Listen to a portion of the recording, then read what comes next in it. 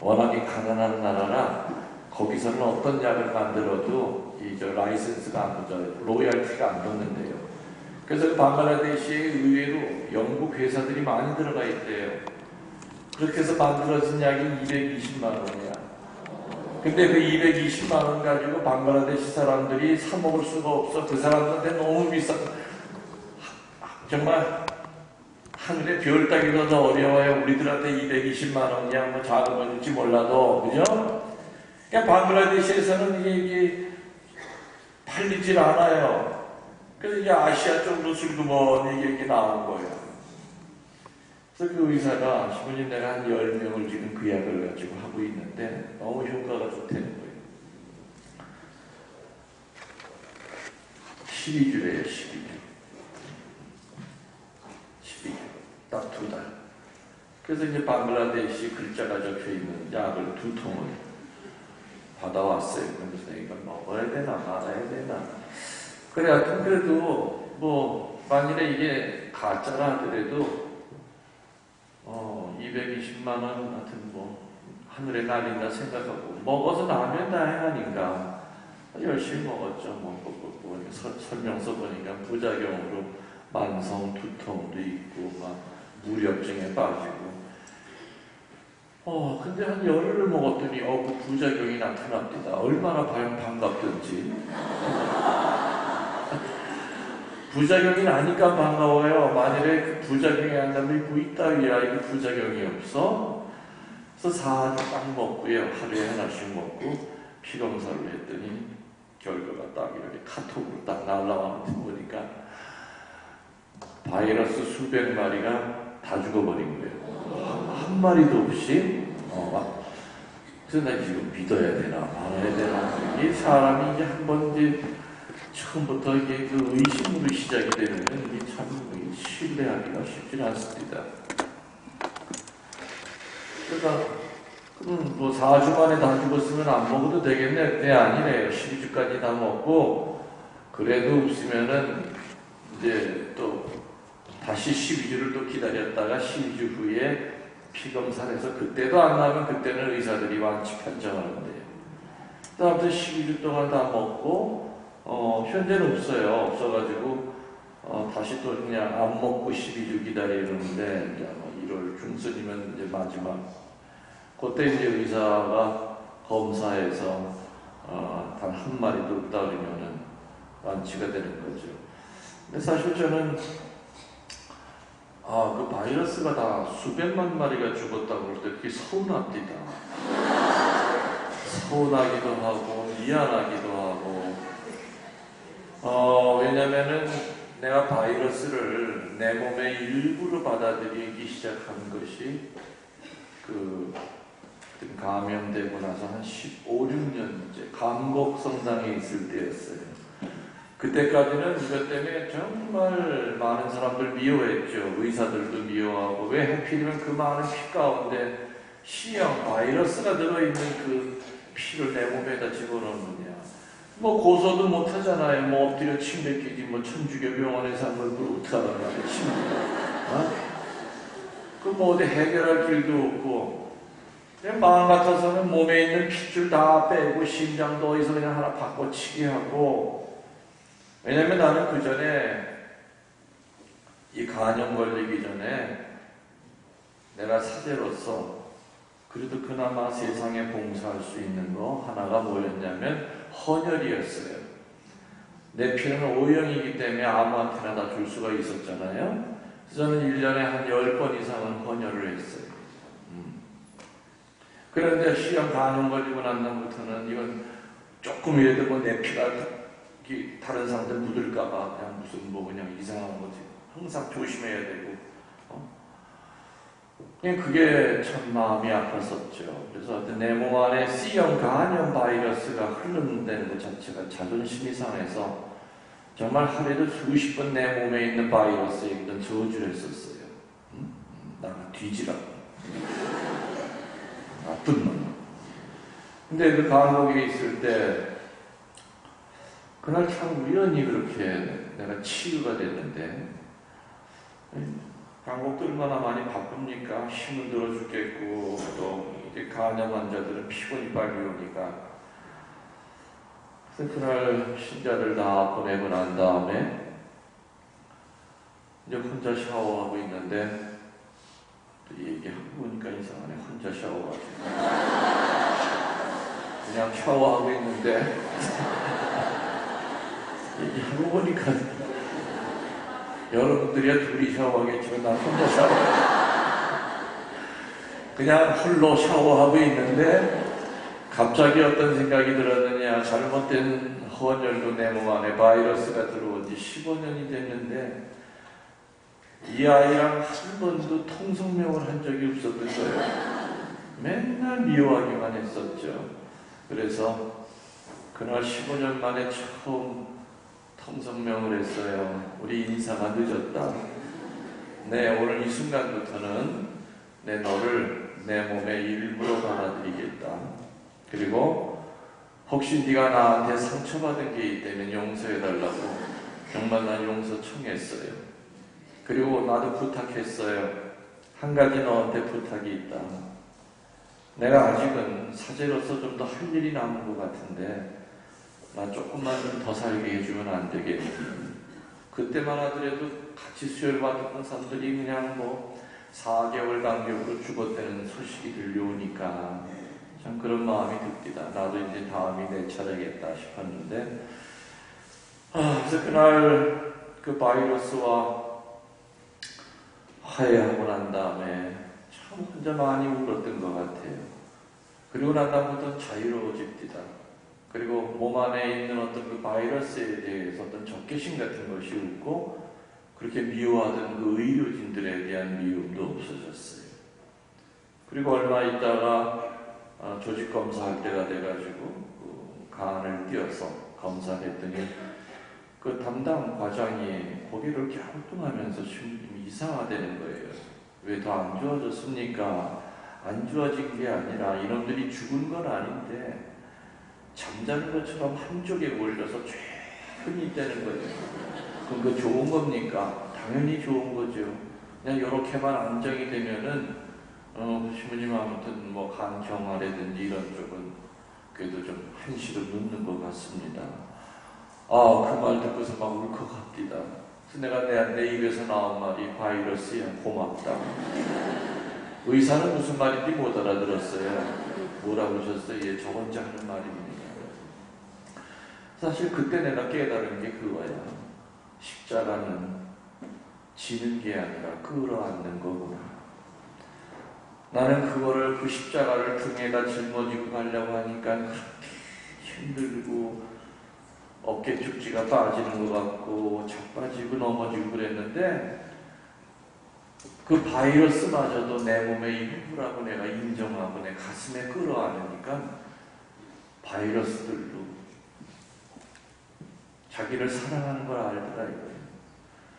그러니 지난번에 그 약 먹고 수백 마리가 동시에 4주 만에 없어졌다고 하니까 내가 미안하지 미안하고 안 됐고 25년 동안을 동거하던 아이들을 내가 한순간에 죽여놨으니 아이고 미안한 마음이 많이 들더라고요.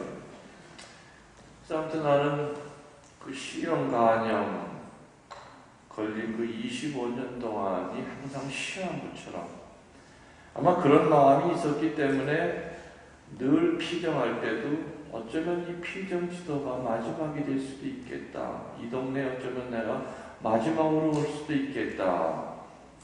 오히려 그것 때문에 제 삶은 다른데 한눈 팔 삶이 아니었죠.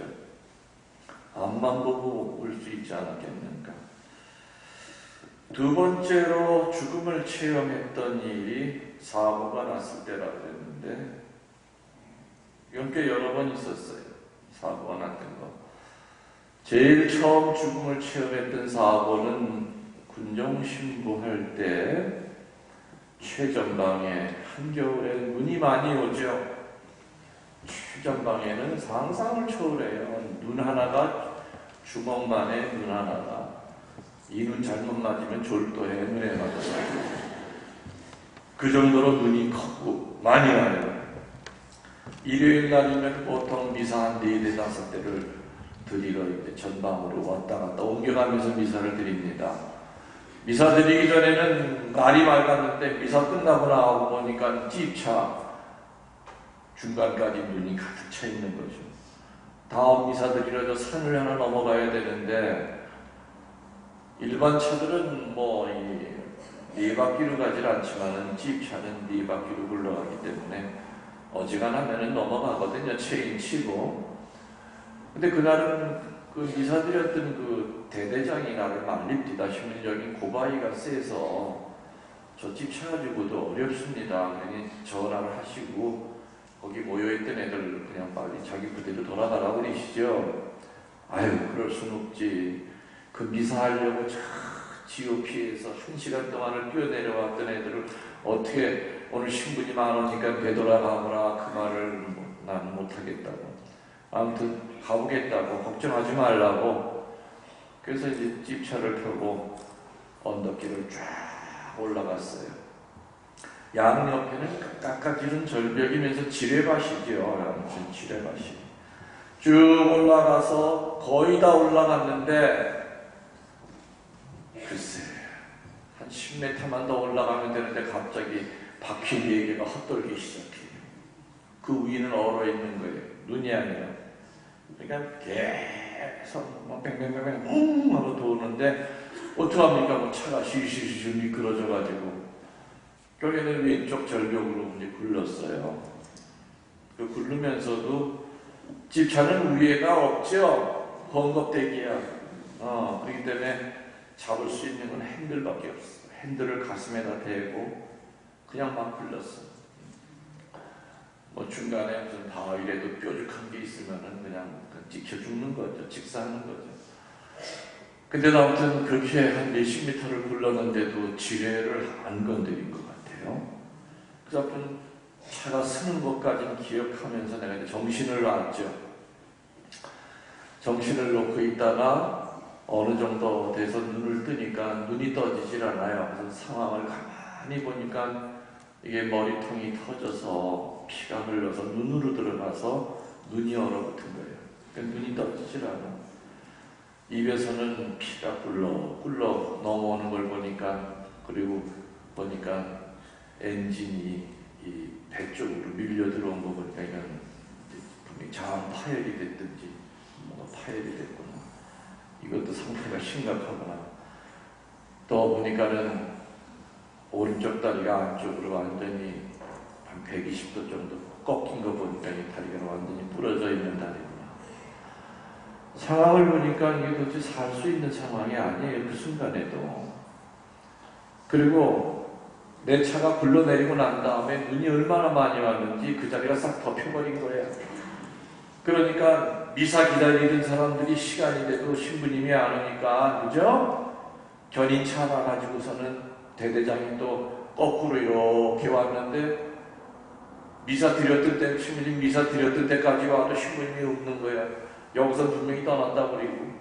그래서 양쪽에서 군인들이 전부 다 후라시 들고 캄캄한 밤에 그 밑에를 보면서 신부님 찾는 소리가 들립니다. 근데 소리가 나와야지. 집차도 이미 그냥 눈으로 다 하게 덮여 있으니까. 사람 살려. 그냥 모기 개면 모기 소리만한 소리로 여기에요, 여기. 소리 들리질 않죠. 그러나 이제 몸은 점점 식어가면서 나는 이제 그때는 내가 단념을 했었어요. 오늘이 바로 내가 가는 날이구나. 그때 나이 참 좋은 나이, 예수님 나이, 33 나이, 33살이었는데. 근데 그때 누가 제일 먼저 얼굴에 떠오르냐면 우리 엄마 얼굴이 떠오릅니다. 이상해. 엄마, 아버지 얼굴은 안 떠올라. 엄마. 그래서 엄마랑 나랑 그렇게 친하게 산 사이가 아닌데, 우리가 아버지랑 친했는데, 지금 엄마 얼굴이 떠오르면서 눈물이 나요. 그러면서 내가 이제 맥이 엷어지고 이제 숨이 점점 끊어졌죠. 그래서 상등 통해를 열심히 했어요. 상등 통해를. 근데 눈앞이 환해지는 거예요. 아, 난 그래서 드디어 내가 죽고 드디어 천국이라는 데를 알았다.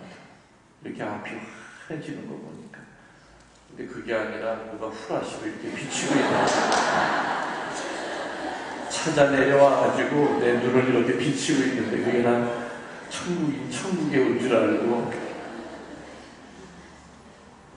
근데 어떻게 나를 찾았느냐. 참 신기하죠.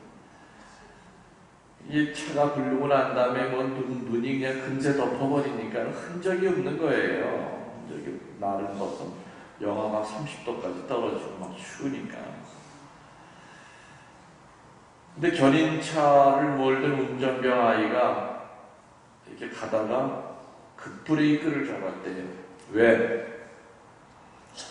그 차 앞에 웬 여자가 서 있더라는 거예요. 그 비무장지대에. 그리고 손을 요 밑으로 이렇게 가리키더래요. 그게 한 2초 사이에요. 그래서 이 견인차 운전병은 내가 귀신한테 홀렸나 보다. 분명히 이 여자를 칠까봐 밟았다는 거예요. 급정거를 했는데 요 밑에를 가리키더래요. 그래서 내려서 그 여인이 가리켜줬던 데를 후라시로 이렇게 쭈그리고 앉아서 그 저 밑에를 보니까 세상에 뭐 하나가 보이는 거예요. 집차는 안테나가 길어요. 그죠? 끝에가 새카만 봉이 하나 달려있어. 눈 사이로 그 봉 꼭대기가 요만큼이 올라와 있는 게 보인 거죠. 내 차를 찾은 거예요. 클락션을 울리면서 앞에 차들 신부님차 찾았다고. 그래서 이제 지뢰 제거관들이 와서 눈을 헤치고 이제 지뢰를 제거하면서 한 20m를 내려가서 눈을 걷어내니까 뭐 완전히 깡통 찌그러진 상태내가 온몸이 똘똘 말려 거의 맥이 안 뛰더래요. 그냥 정말 그래서 일단은 아무튼 링거를 놓고 용접공들이 와서 그 쇠 전부 다 뜯어내가지고 마침 그때는 날은 추워도 눈이 그쳤기 때문에 이제 헬기가 뜰 수가 있었죠.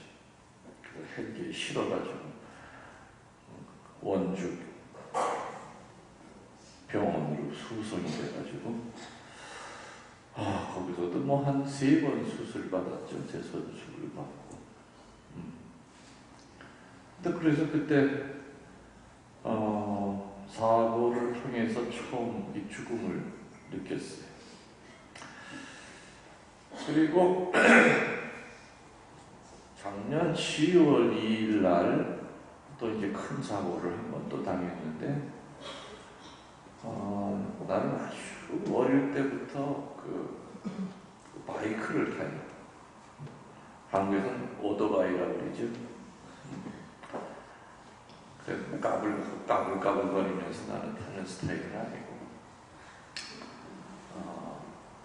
40년을 넘게 타면서 한 번 제자리에 넘어져 본 적이 없었어요. 그만큼 늘 조심하고 또 내가 잘못되면 우리 부모님 가슴에 큰 멍이 들어가는 거다.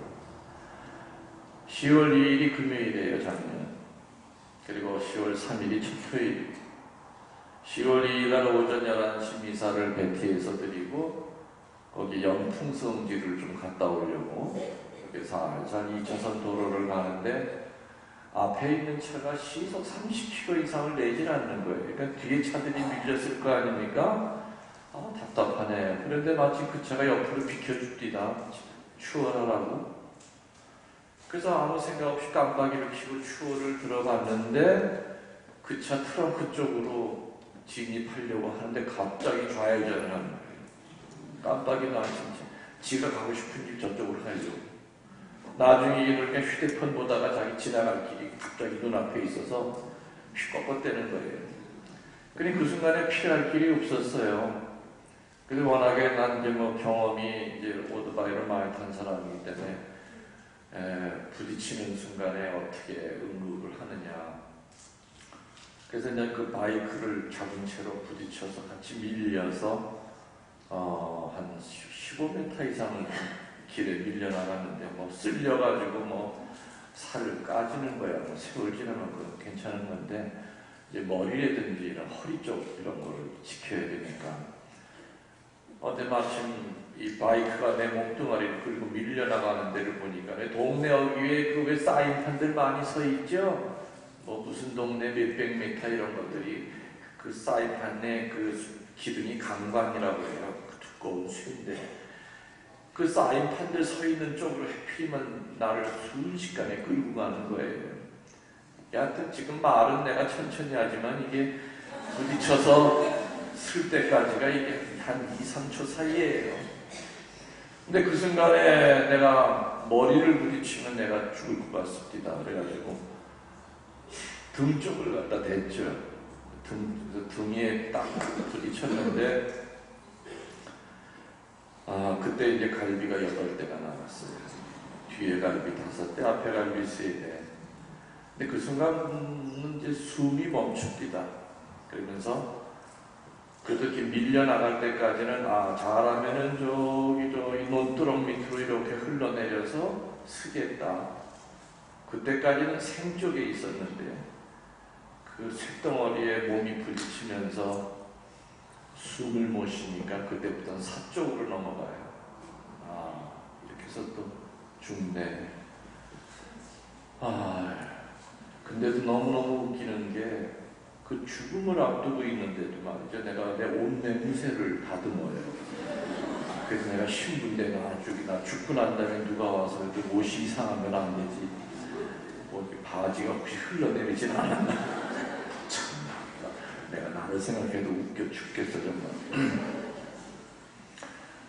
조금 있더니 이제 숨이 쉬어지지. 그래서 내가 이게 등뼈가 부러졌든지 아니면 갈비가 나갔는데 숨쉬기가 어려운 거 보니까 이게 분명히 내장을 찔렀나 보다.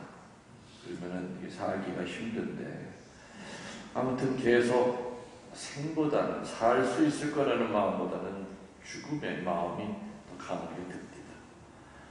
그래도 다행히 나중에 뭐 병원에 가서 보니까는 갈비 8대에다가 그 간에 충격을 받아서 이제 핏물이 고이고 또 그 바이크의 무게가 워낙 한 500kg 되니까 왼쪽 허벅지가 눌려서 그런 타박상이 심한.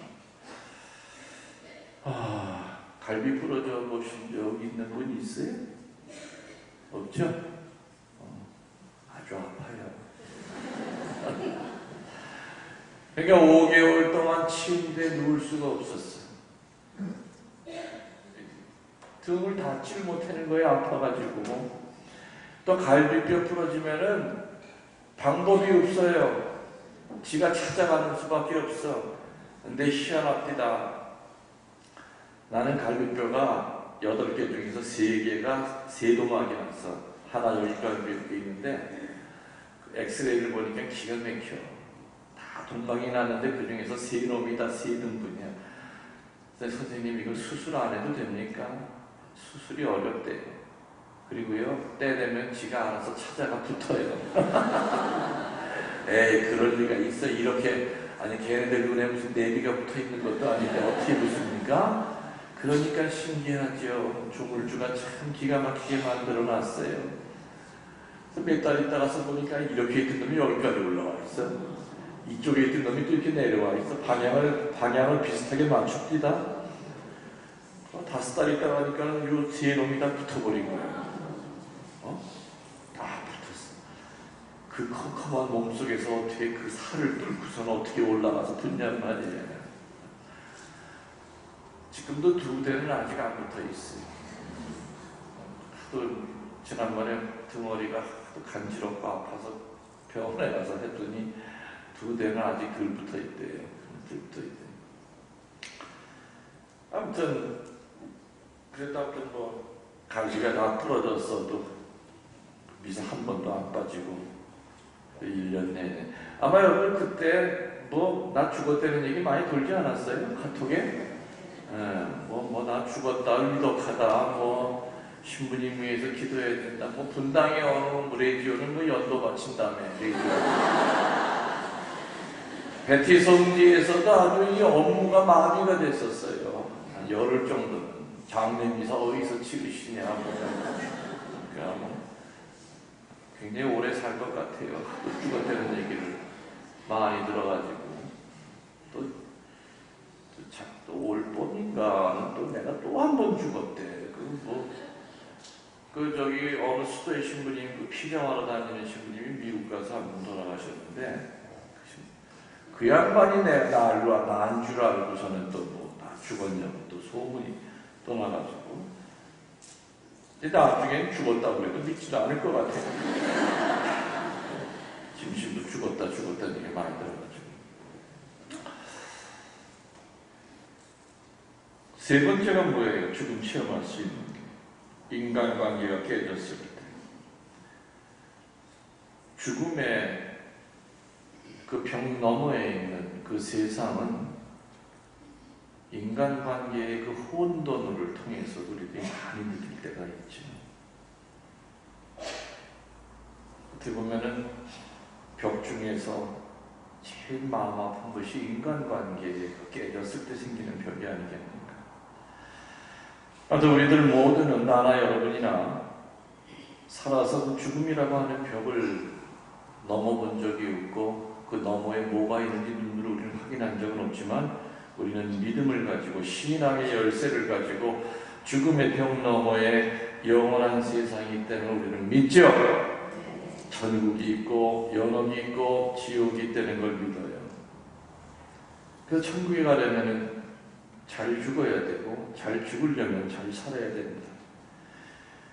위대하고 아름답게 죽는 이들이 있는가 하면 또 아주 추하게 죽는 사람들도 또 많이 있습니다. 교도소 지도신부 오랫동안 했는데 노태우 정권 때 내가 교도소 지도신부를 했어요. 노태우 정권 때 제일 사형 집행이 많이 됐었습니다.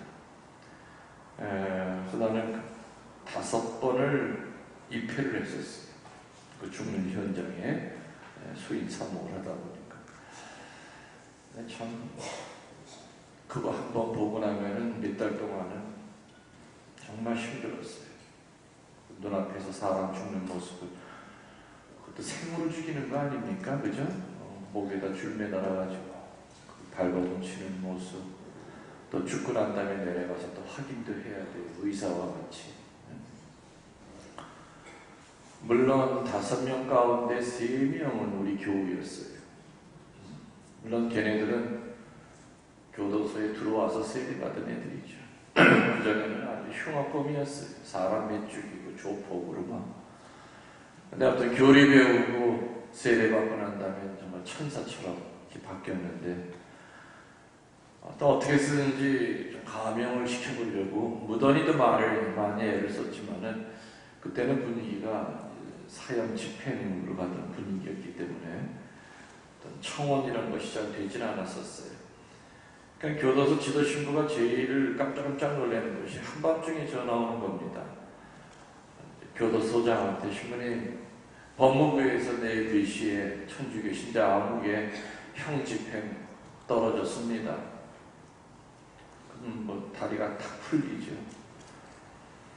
이제 24살밖에 안 된 아이인데 그 아이는 자기가 죽을 걸 모르고 이 밤을 지내고 있을 터인데 내일 아침에 가서 뭐라고 어떻게 무슨 말을 해야 되나. 뜬 눈으로 꼬박 새고 그 다음날 아침에 교도소를 갑니다. 간수들이 갈아입은 옷을 들고 긴 복도를 따라 사형수 그 감방까지 갑니다. 가보면은요, 그 아이가 벽을 보고 기도하고 있는데 온 얼굴에서 피땀이 흘러내려요. 그래서 난 그걸 보고 예수님이 겟세마니에서 피땀 흘리셨다는 건 소설이 아니구나. 얘도 뭔가 밤새 불안했던 거예요. 왜냐면 사형수들은 하루 살아야 그 다음날 아침에 자기 데려가는 사람이 없어야 오늘 내가 하루 더 사는구나 그러거든. 근데 자기도 느낌이 이상한 거죠. 내일 아침에 뭔가 일이 있을 것 같은 그런 느낌이 드니까 잠을 못 자고 정말 피땀을 흘리면서 기도해요. 의학적으로 피땀이 가능한가? 가능해. 그걸 혈한증이라고 해요. 라틴어로 히마타시스라고 그러는데 사람이 극도의 공포에 사로잡힐 때는 실핏줄이 터져서 땅구멍으로 같이 흘러나온대요. 사람이 눈에서도 피 흘린다고 그러죠. 눈에 실핏줄이 터지면 피눈물 난다는 말이 그거예요. 마찬가지로 땅구멍에서도 피가 흘러나온대요. 예수님은 정말 피땀을 흘리신 거죠. 그건 소설이 아니에요. 나는 사형수들한테서 피땀 흘리는 거 많이 봤어요. 간수들과 갈아입을 옷 들고 그 아이 감방 앞에 서면 그 아이가 손을 모으고 벽에다 대고 기도를 하고 있다가 옆에 인기척이 나지 않습니까? 옆을 보니까 신부님이 감방 앞에 서 있어. 그럼 그냥 기절해버려. 왜? 이 새벽에 신부님이 올 이유는 딱 하나야. 드디어 설마 했더니 오늘이 내가 죽는 날이구나. 들어가서 물을 먹이고 다시 깨우면 또 쓰러져요. 몸을 못 가누어요. 온몸이 다 그냥 문어처럼 오징어처럼 흐느적거리고. 간수들은 자꾸 옆에서 보채지요. 빨리 나가야 된다고. 안 나가면 개처럼 끌고 나가요. 두 다리 그냥 그 잡아당겨서. 예, 정신 차려. 우리 정신 차리자.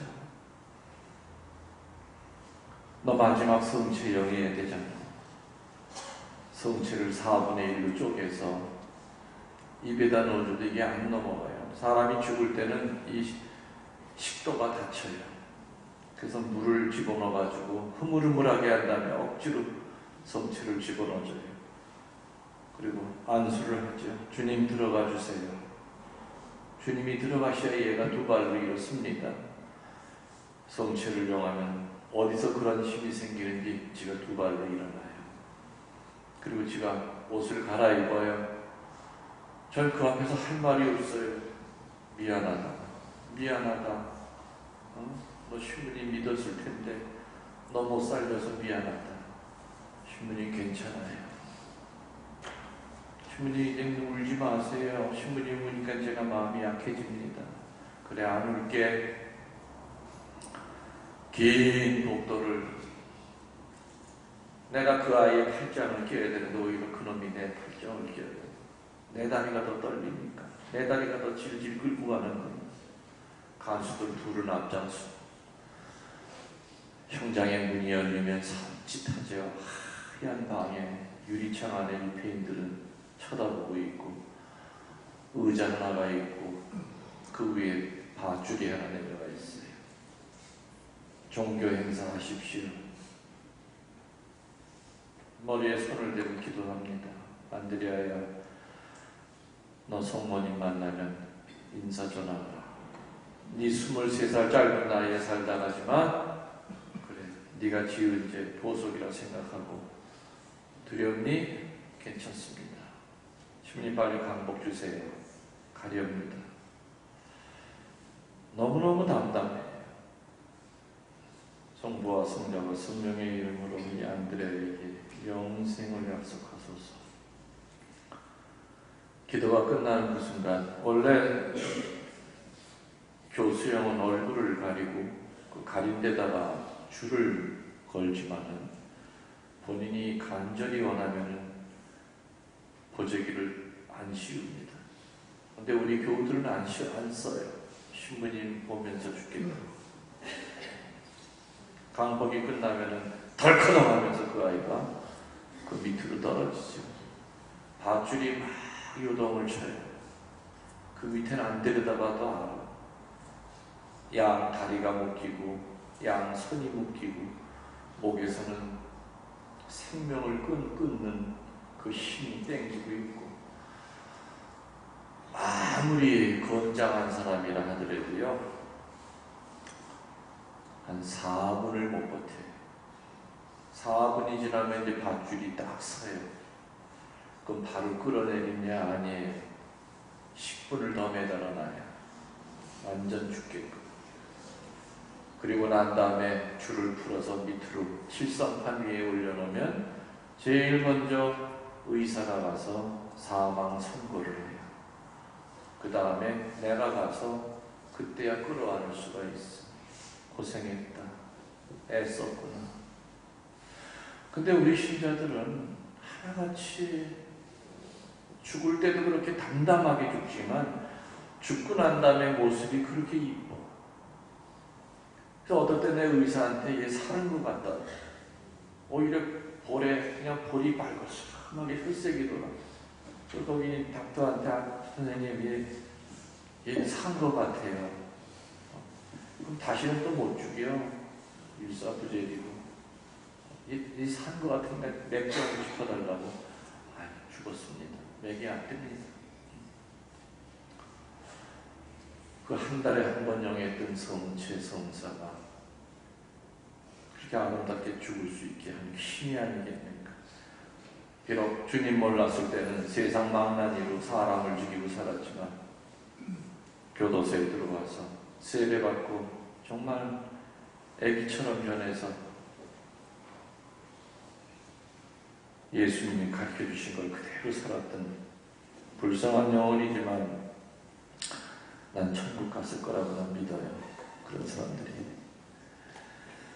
천국과 연옥과 지옥. 개신교에서는 연옥이 있어요? 없죠? 그럼 도 아니면 뭐예요? 천국 아니면 지옥이에요. 그러면 과연 숨 끊어진 다음에 천국 갈 수 있는 사람이 몇 명이나 되느냐? 쉬운 얘기가 아니거든. 그래서 연옥이라고 하는 것은 하느님의 자비 때문에라도 반드시 있어야 돼요. 천국 보내기에는 좀 때가 묻었고 지옥 보내기는 좀 열심히 살았고 그런 사람은 연옥에서 정화, 프리카시오의 그 시간이 꼭 필요하다는 거죠. 그래서 연옥은 하느님의 자비 때문에도 분명히 있어야 되는 장소다. 전대사가 뭐예요? 전대사. 작년 12월 8일부터 올 그리스도 왕 대축일까지 각 교구에 또 각 교구에서 지정된 성지 아니면 또 성당에서 전대사를 받아요. 의정부 교구에는 어디서 전대사 받는 데가 있습니까? 어디? 네? 저기 저쪽에 있는 거? 맞아, 거기 전대사 받을 수 있는 성당이죠? 응? 양주성지도 그 참여하고 아까 뭐라고요? 거기서도 신자들 얼마 전에 거기 신부님이랑 배티 왔다 갔어요. 거기 봤나? 신자들이.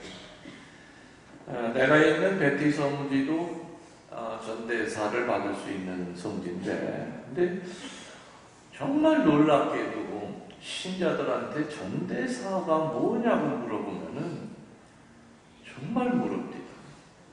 우리 앞에 앉아있는 줄 아네. 전대사가 뭐예요? 그럼 내가 아예 예를 들어줄게. 그 중에서 하나 찍어볼래요? 전대사가 뭐냐? 1번 죄사함을 받는 것이다. 2번 벌사함을 받는 것이다. 3번 죄와 벌을 한꺼번에 다 사함받는 것이다. 4번 전대사란 전두환 대사의 줄말이다. 자, 1번 죄사함 받는 게 전대사라고 알고 계시면 손 들어보세요. 괜찮아요. 틀리면 어때? 상관없어. 자신 있게 세 사람. 그 다음에 전대사는 벌만 사함 받는 거라고 생각하시면 손 들어보세요. 벌을 사함 받는 것이다. 한 사람, 두 사람. 그 다음에 3번 전대사는 죄와 벌을 한꺼번에 사함 받는 거라는 생각하시면 손 들어보세요. 좀 앞에 들어봐. 다수를 차지하네. 네 번째 전두환 대사의 준말이다 라고 생각. 하나 둘 셋. 이렇다니까 누구 마음대로 죄와 벌을 다 사함받고 누구 마음대로. 전대사라고 하는 건요 벌 사함받는 거예요. 벌도 내가 못다한 벌, 우리 잠벌이라 그래요. 남아있는 벌. 여러분들 죄 지으면 고해성사 보시죠? 그 그럼 사제가 보석을 줘요. 그럼 신부님이 주는 보석이 내가 지은 죄에 딱 맞게끔 주신 보석이냐? 천만에. 제일 작은 보석밖에 안 줘. 왜? 원래 그 사람이 지은 죄에 대한 보석, 그 죄에 대한 죄만큼 보석을 주면 못해요. 부담스럽다고. 그것 때문에 냉담하는 사람들이 또 생겨. 보석이 부담스럽다기 때문에 미니움, 최소한의 보석만 주는 거예요. 근데 하느님이 내려다볼 때 지금 저 사람이 지은 죄에 대한 그 벌이 5가지인데 벌을 하려면 신부님이 2만 하라고 했어요. 그럼 실제로 몇 개 남아있는 거예요? 3개. 그걸 잔벌이라고 그래요. 그것이 살면서 쌓이겠죠? 쌓일 거예요. 그래서 여러분들 지금 등허리에는 그 해야 될 보석 보따리가 지금 다 하나씩 매달려 있어. 내 눈엔 보여. 어떤 사람은 지금 보석 보따리가 하도 커서 목이 뒤로 막 넘어가려고 그런 사람도 있고, 어떤 사람은 열심히 살아생전에 내 눈앞에 닥치는 희생 보석할 거리가 올 때마다 남한테 떠넘기지 않고 열심히 한 사람은 보석 보따리가 즐거워요. 누구나 그거 지닌 채로 갖고 죽기 때문에 바로 직천당 못하는 이유가 그거예요. 그 보석 어디 가서 하고 해결해야만 천당 갑니까? 연호! 그래서 이 세상에서 하는 희생 보석은 헛된 게 하나도 없다는 겁니다. 그러나 살아생전에 희생 보석할 일이 생길 때마다 요리 뺀질 조리 뺀질 남한테 떠넘기기만 하고 사는 사람들은 죽어서 연옥에서 한참 고생할 겁니다. 그런데 전대사는 내 등허리에 매달려 있는 그 보석 보따리를 한순간에 사해주는 거예요. 죄 사해주는 게 아니에요. 아셨어요? 그러니까 제발 좀 무식하게, 그래도 꼴에 다 받고 싶어가지고 죄도 사함받고 싶고 벌도 사함받고 싶고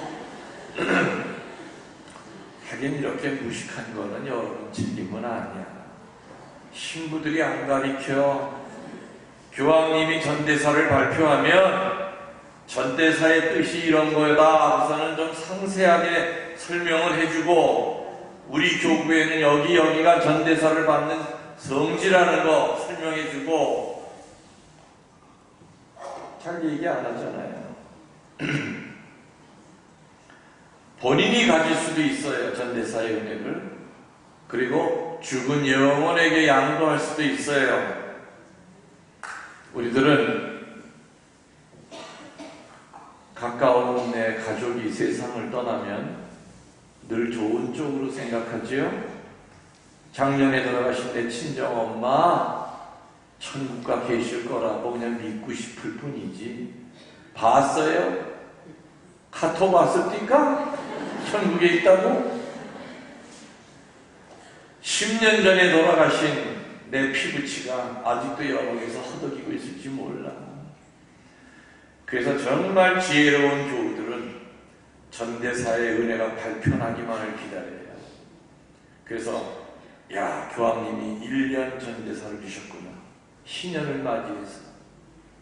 그러면은 사실 본인 거는 시작할 때 한 번, 끝나갈 무렵 2번만 하면 돼. 본인을 위한 전대사 미사는. 그리고 중간은 뭐냐? 다른 사람을 해야죠. 연옥에 있는 영혼 끄집어내는데 써야죠. 내가 적어도 한 달에 2번 내지 3번은 전대사 미사를 찾아다닐 거다. 그럼 한 20-30번은 될 터인데 1년 내내.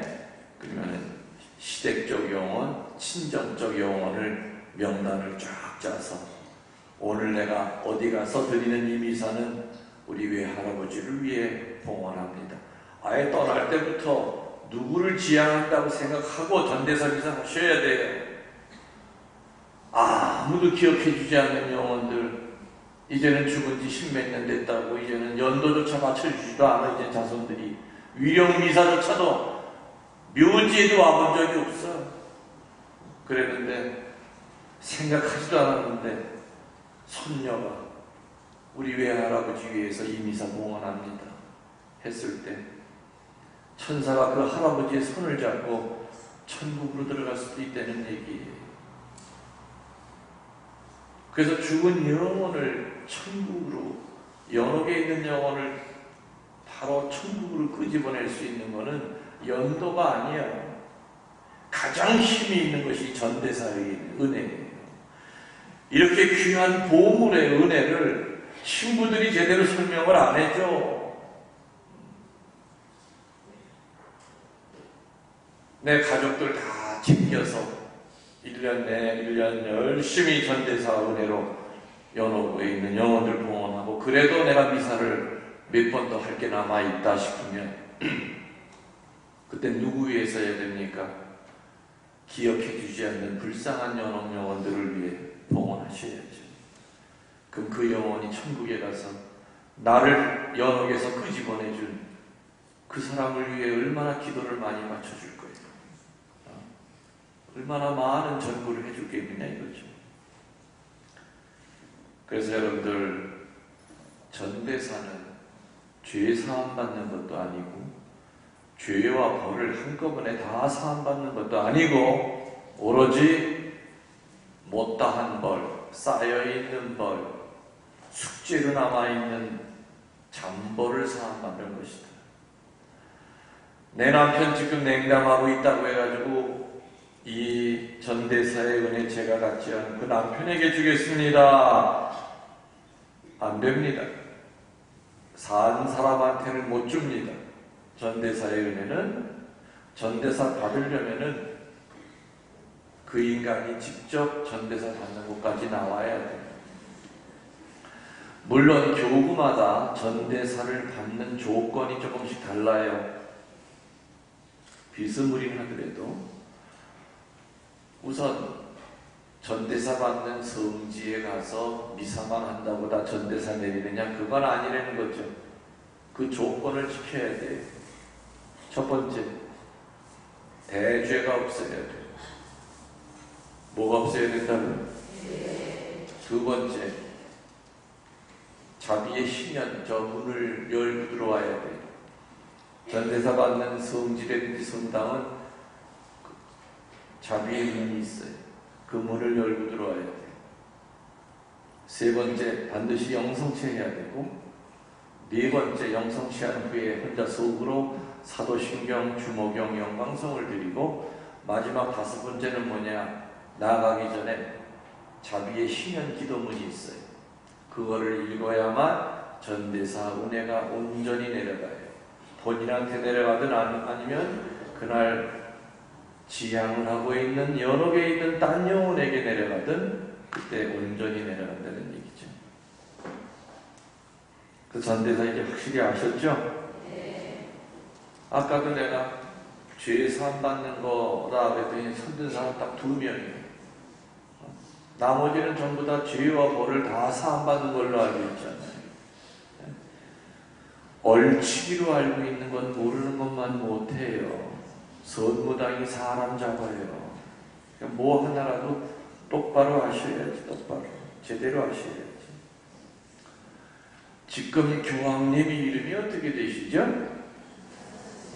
네? 프란치스코. 그리고 살아 계시지만은 참 겸손하게 교황직을 내놓고 지금은 직거하고 계신 교황님은 베네딕토 16세. 또 고전에 26년 동안 교황하시다가 파킨슨병으로 돌아가신 교황님 이름은 요한 바오로 2세 돌아가시고 난 다음에 베네딕토 16세 교황님이 되셨을 때 내가 그때 진천본당 신부였어요. 그래서 내가 미사 때 기뻐하십시오. 드디어 베네딕토 16세 교황님이 나오셨습니다 했더니 미사 끝나고 나서 할머니들이 우르르 몰려오더니 세상에 신부님 어떡해. 아무리 사람이 없어도 16살짜리가 무슨 교황을 한다고. 할머니들은 베네딕토 16세라고 그러니까 16살 먹은 것 줄 알고, 할머니 그 나이를 얘기하는 게 아니에요. 이제껏 베네딕토라고 하는 이름을 가진 교황이 15사람이 있었고, 요번에 16번째로 교황님 이름이 베네딕토 16세라는 거지 16살 먹은 애라는 뜻이 아닙니다. 아이고 그러냐고. 저는 베네딕토 16세 교황님이 되고 난 후에도요, 이 미사 드릴 때 정신 안 차리면 계속 요한 바오로 이세가 나왔어요. 그건 아마 그만큼 영향을 많이 준 교황님이죠. 많은 사람들한테. 내가 신학생 때 그 양반이 교황이 되셔가지고 그분의 교황 그 제위 시절을 제가 사제로 계속 쭉 살아왔기 때문에 영향을 많이 줬어요. 그분이 어느 나라 분이었어요? 응? 폴란드. 그때 되셨을 때 아주 뭐 센세이셔널했죠. 500년 만에 처음 나온 거니까는 그 동구권에서 거기가 다 뭐 이태리 쪽 아니면 독일 쪽이었는데, 아니 그쪽 동네는 그 동구권에서는 처음 나왔으니까. 근데 그 교황님이 제위 26년 하시면서 돌아가실 때 그 양반 마지막 유언이 뭐였느냐면은, 혹시 아세요? 마지막 유언이? 네?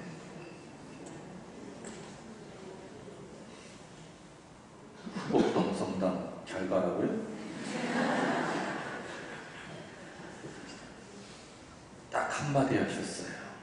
폴란드 신부들 다 불러놓고, 폴란드 수녀들 앞에 불러놓고 마지막으로 한 말이 Sono felice, Sono felice vestrina felicis.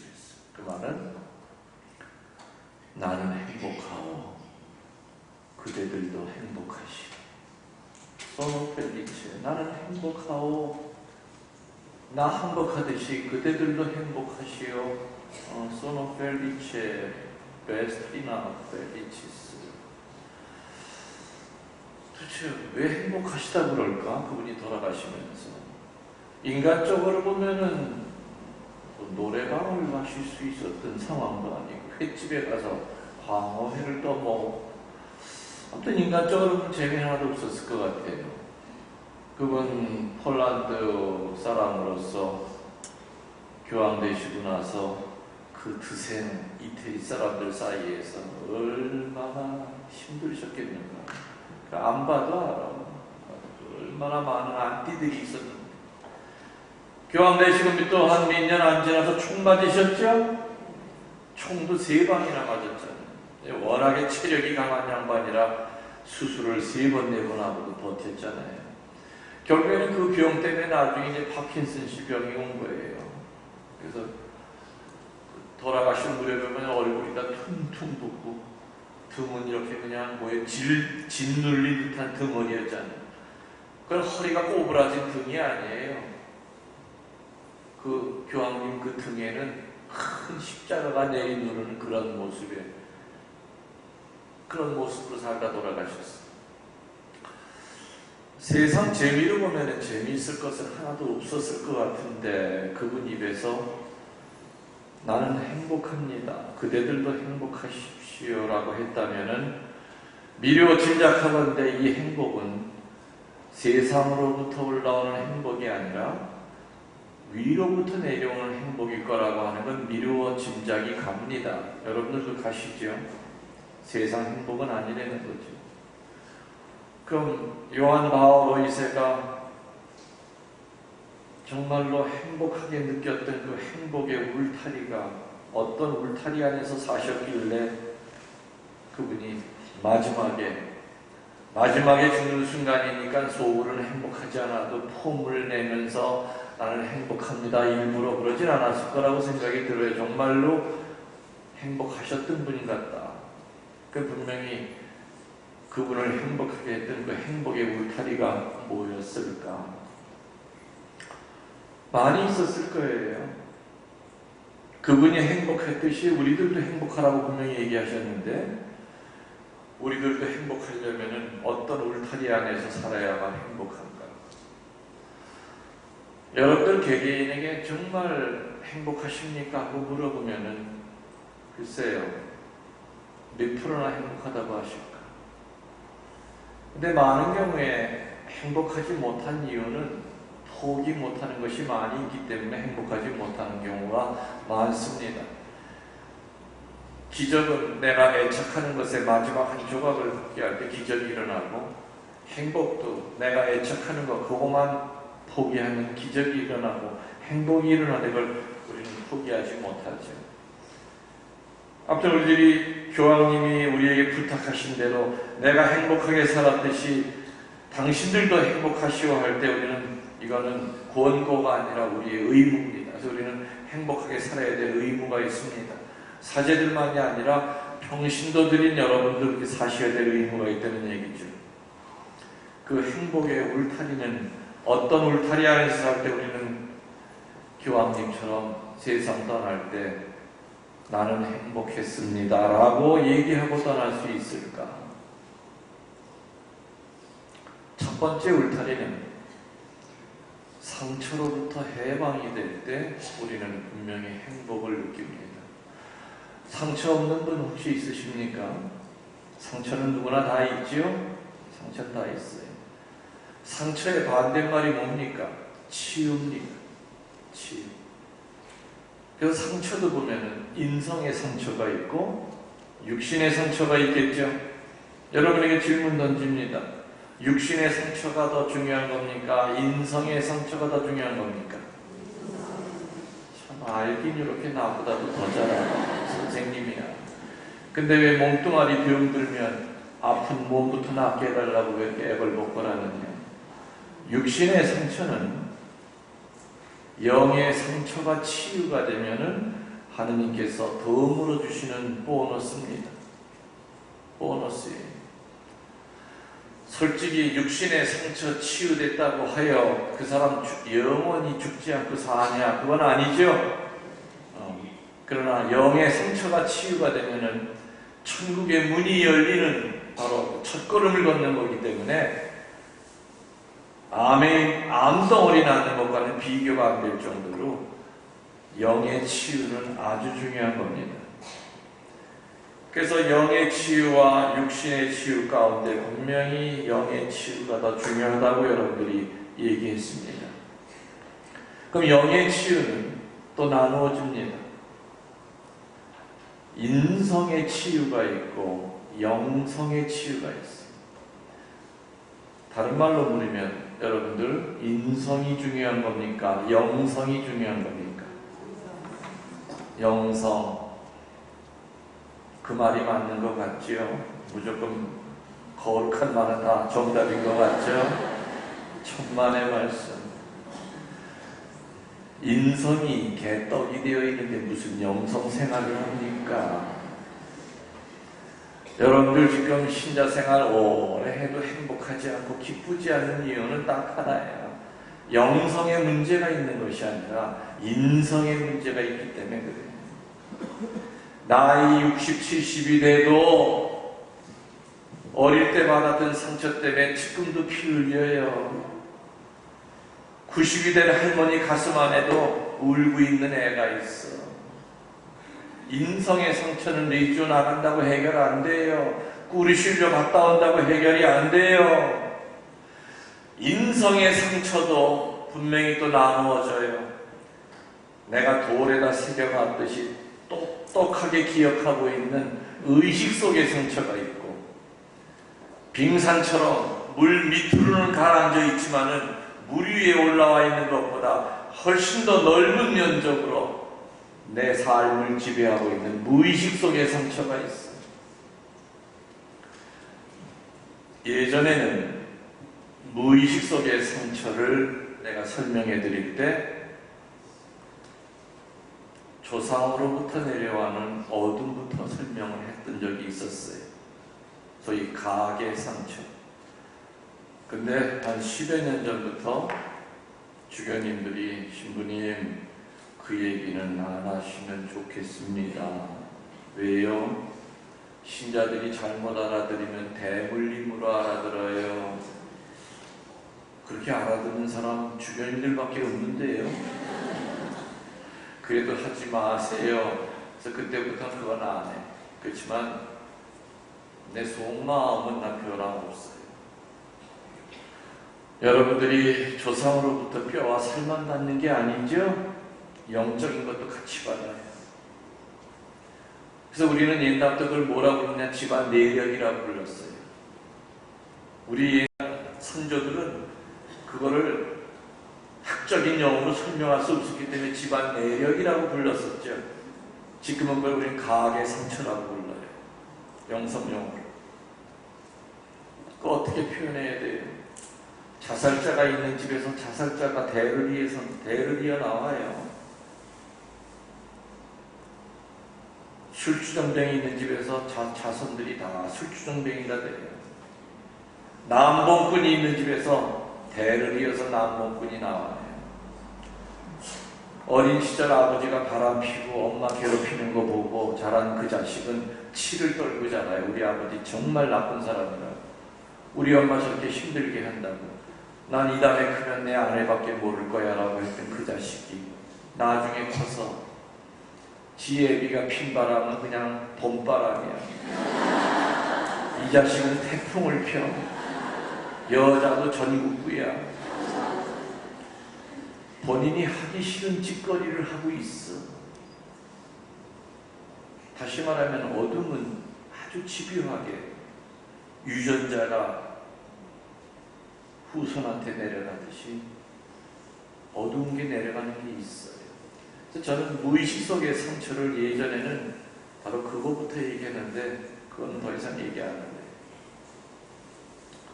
지금은 뭐부터 얘기를 드리느냐?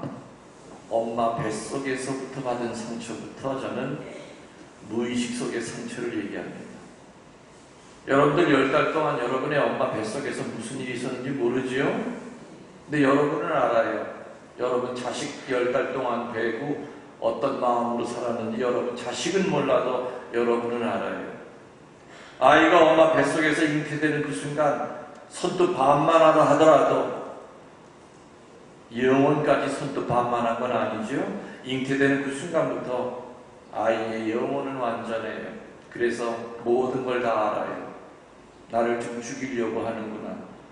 내가 축복의 존재가 아니라 암덩어리보다도 더 호시탐탐 나를 띄어내려고 하는구나. 너무너무 잘 알아요. 뱃속에서 10달 동안 엄마의 사랑도 받지 못하고 마치 암덩어리 같은 존재로 뱃속에서 10달 동안 있다가 세상에 나온 그 자식이 인성이 올바르겠느냐 이거예요. 천만에.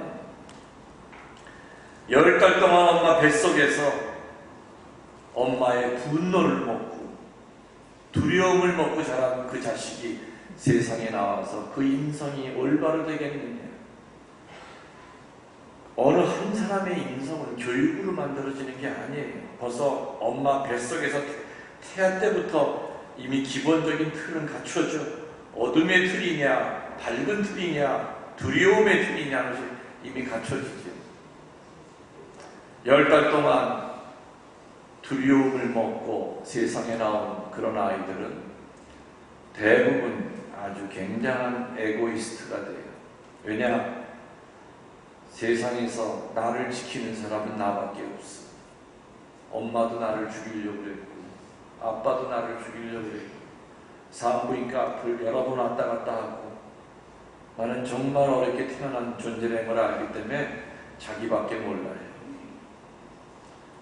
분노를 먹고 살다가 이 세상에 나온 아이들은 나중에 크면은 폭력적이 아주 강해져요.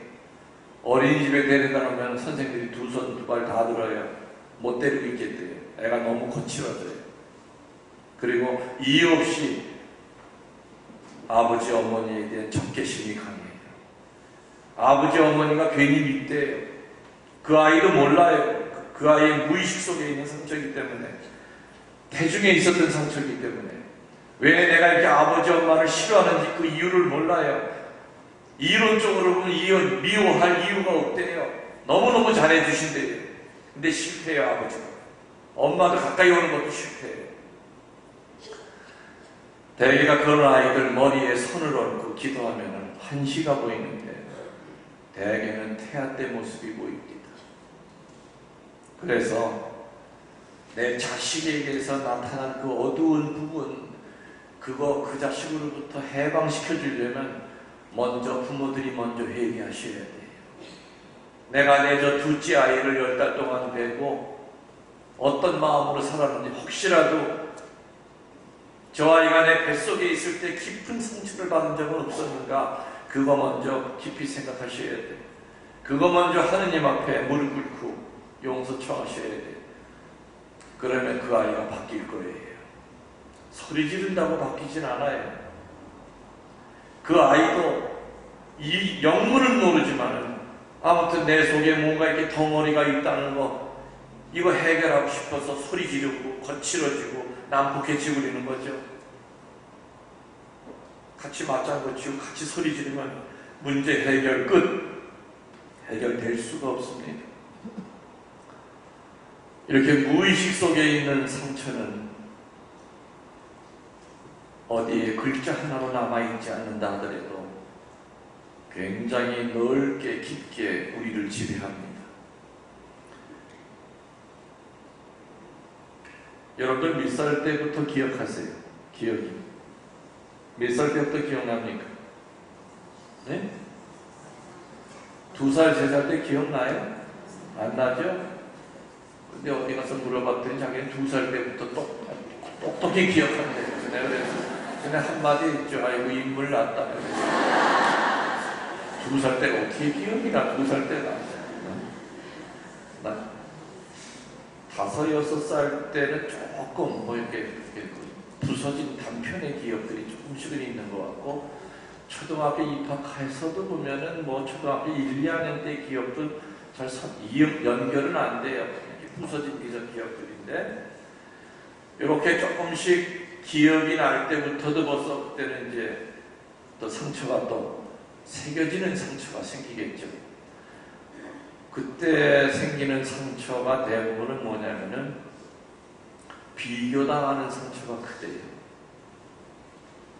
형제지간에 비교당하고 차별당하고, 큰오빠 도시락에는 계란 후라이를 꼭 해서 줬는데 나는 맨날 무말랭이만 줬던 거, 용돈을 주더라도 제일 꼬맹이라고 맨날 1원 주고 오빠는 10원 줬던 거, 이런 것들이 의외로 오랫동안 기억에 남는데요.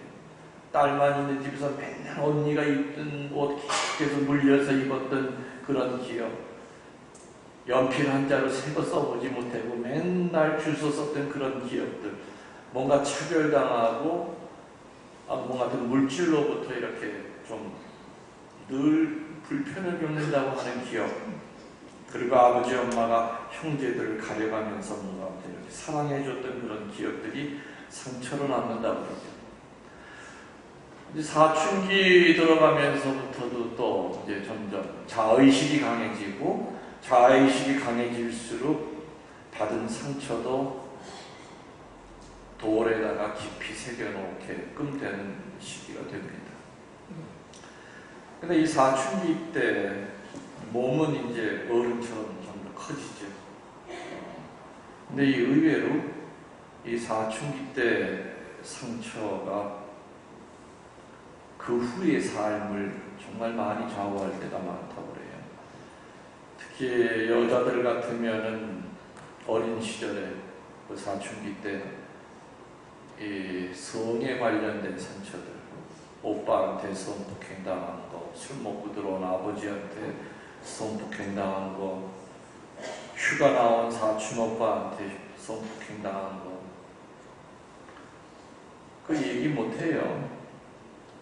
그러니까 나이가 60, 70이 돼도 울고 있는 애가 있어.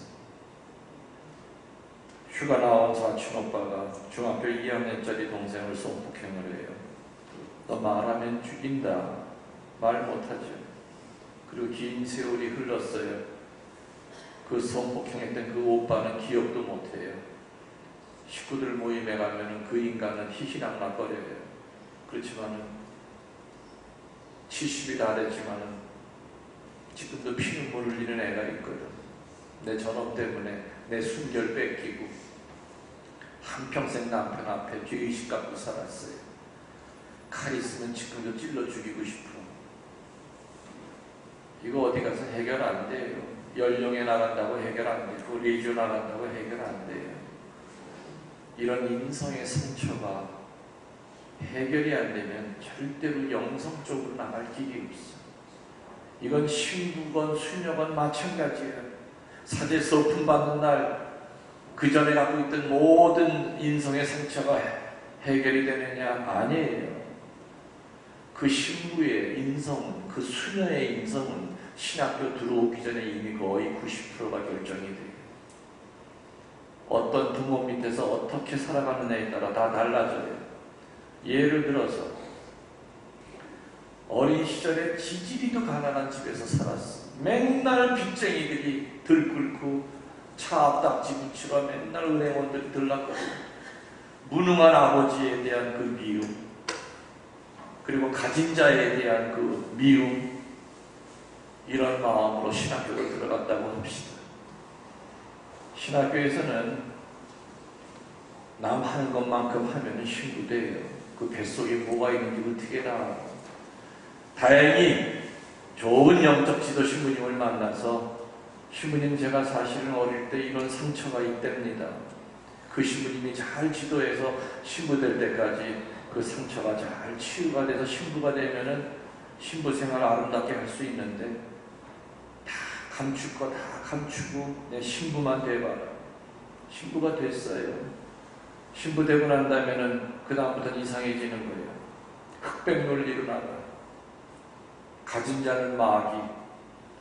어떻게 세상에 흑과 백만 있습니까? 회색도 있고 검은 축축한 색도 있고. 교회는 모든 색을 다 끌어안아야죠. 인성의 상처가 있을 때는 그 직책이 어느 직책이든 주교든 주기경이든 신부든 수녀든 평신도든 인성의 상처가 있는 사람의 가장 큰 특징은 기쁘게 못 살아요. 겉으로는 가식적으로 기쁘게 사는 척은 하지 웃는 게 그게 기쁜 건 아니에요. 마음의 평화를 못 느껴요. 이거 우리 죽기 전에 이거 해결해야 되잖아요. 그래야 영성으로 나갈 수가 있는 거죠. 아까 얘기했죠. 세례받고 50년, 60년, 30년, 40년이라도 왜 옛날이랑 똑같이 완덕의 길로 한 발짝도 못 나가고 맨날 다람쥐 칩박해 두듯이 발톱은 있는 대로 다 닳아버리는데 아프긴 한데 주님 쪽으로는 다가서는 것이 아니라 뒤로 밀려나 속상해 죽겠죠. 그 원인이 뭔데? 그래서 우리 신자들은 정말 그 인성의 상처에 대한 거 깊이 생각하셔야 됩니다. 인성의 상처를 해결 안 하고 뭐 성서 40주간 무슨 기도 이냐시오 영성 다 헛거예요. 밑에가 다 썩어 있는데 위에 거 해봐야 뭐예요. 자기에 대한 관상도 철저하게 되어 있지 않아서 하느님에 대한 관상부터 먼저 하려고 하느냐. 그냥 머리만 잔뜩 커지고 속은 썩고. 신부님 얘기 들어보면은 제 얘기 같습니다. 저 정말 인성의 상처가 많은 사람입니다. 제가 살아온 거 책으로 써도 몇 권이 됩니다. 제 안에서도 우는 애가 그렇게 많습니다. 저 죽기 전에 이거로부터 해방되고 싶고 치유받고 싶은데 이 인성의 상처 어떻게 해야 치유가 됩니까? 그래야 행복하게 살 것 같은데. 교회는 전통적으로 4가지의 방법을 가르쳐 줍니다. 첫 번째, 그 인성의 상처 치유하는 첫 번째 방법은 치유시키는 사제에게 도움을 줍니다. 그 그런 카리스마를 가지고 있는 사제가 분명히 있어요. 특히 인성의 상처 쪽에 굉장히 강한 카리스마를 가지고 치유시켜주는 사제가 있어요. 근데 현실적으로는 그런 사제를 만나는 것이 쉽느냐? 신자들 입장에서는 쉽질 않아요. 쉽질 않아요. 또 지금은 신자들이 많고 사제들이 적다 보니까 옛날처럼 영적 지도 신부님을 한 번 정해놓고 1년에 몇 번 정기적으로 찾아가서 자기 속을 다 드러내놓고 또 치료까지 받고 약까지 얻어오는 그런 시대가 아니거든. 정말 여러분 가운데 신부님이 얘기하는 그런 영적 지도 신부님 저 정말 있거든요. 그런 분이라면 정말 럭키하신 분이에요. 그런 분은 정말 행복한 분이거나 거의가 영적 지도 개별적으로 못 받아요. 쉽지 않아요. 그런 카리스마 있는 사제예요. 저도 늘 안타까운 거는 많은 교우들이 면담을 요청합니다. 근데 내가 하루 종일 앉아서 면담만 해주는 신부면 그래도 많은 사람을 면담하겠지만 나는 내 일이 있잖아요. 그 일 틈틈이 짬을 내서 이렇게 예약자들을 받아가지고 그 다음 사람을 부르다 보니까 거의 3년 걸려요. 지금 예약해봐야 3년 후에나 만나. 그럼 그 3년 기다리다가 지가 죽든지 내가 죽든지 일 생겨. 그러니까 나는 뭐라 그러냐, 차선책으로 내가 했던 강론을 좀 들어라. 요즘 SNS 때문에 얼마나 편합니까? 유튜브에 내 이름 숫자만 치면은 얼마나 많은 강론들이 뜹니까? 그거 듣다 보면은 해답이 나올 수도 있다. 하나님이 치유시켜 주실 수도 있다. 꼭 앉아서 얼굴 맞대고 면담하는 것만이 치유는 아니다. 차선책으로 그렇게라도 해라. 그렇게 얘기를 합니다. 또 뭐 내 CD라든지 내 책이라든지 그런 거 통해서도 하나님께서 얼마든지 하실 만큼 당신 일을 다 하신다. 몇 년 전에 평화방송 한 1년 정도 이렇게 쭉 강의를 나눴었어요. 근데 그 무렵에 그때 내가 이제 강도 성모님의 성지에서 근무할 때입니다. 그때도 뭐 워낙 많은 순례자들이 찾아오니까 그 바쁜 틈을 쪼개서 또 평화방송 가야 되고 한 번 가면 한 달치를 녹음을 담고 내려가야 되니까 그 작업도 보통 어려운 게 아니었어요. 근데 한 번은 천안에 사는 어느 자매가 왔는데 자기는 개신교 신자래요. 근데 신부님이 자기의 생명의 은인이라고 하면서 날 찾아왔습니다. 그래서 난 자매님을 본 적도 없는데 내가 왜 생명의 은인이냐 그랬더니 자기는 천안에 개신교 큰 교회에 무슨 우리로 따지면 성모회장 같은 부녀회장하고 있대요. 남편이 천안에서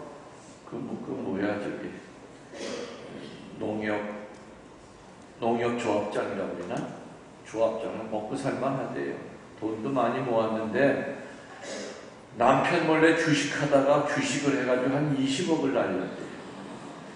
도저히 이제 남편이 알면 자기 때려 죽일 것 같아서 그냥 죽자. 도저히 남편한테는 얘기 못할 것 같고 정말 죽으려고 약을 샀대요.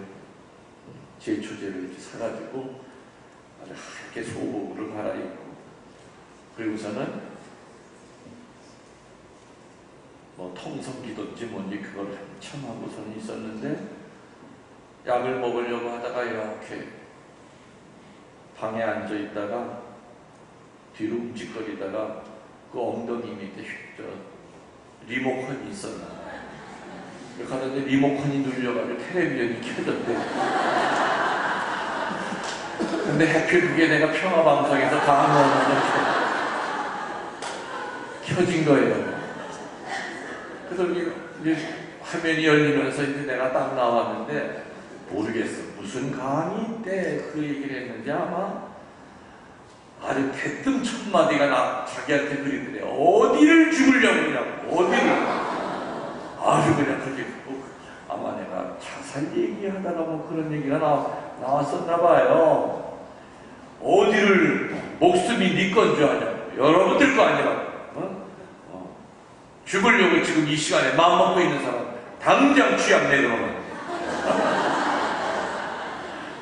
내가 그랬다는 거예요. 거기서 너무너무 놀래가지고서 그냥 엎드려서 그냥 사사 빌었대. 다시는 안 죽겠다고.